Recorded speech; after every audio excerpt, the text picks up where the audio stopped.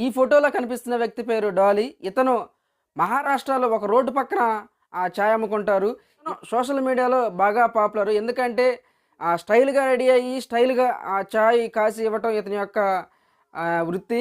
అయితే ఇతను స్టైల్‌గా టీ ఇవ్వటం సోషల్ మీడియాలో బాగా ఫేమస్ అయ్యారు.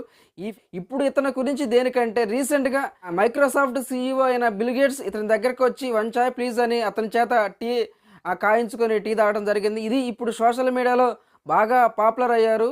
అదేవిధంగా మీడియా ఛానల్స్ వాళ్ళు కూడా ఇతన్ని మీడియాలో బాగా కవర్ చేశారు. ఇతను డాలీ చాయ్ వాలాగా బాగా ఫేమస్ సోషల్ మీడియాలో.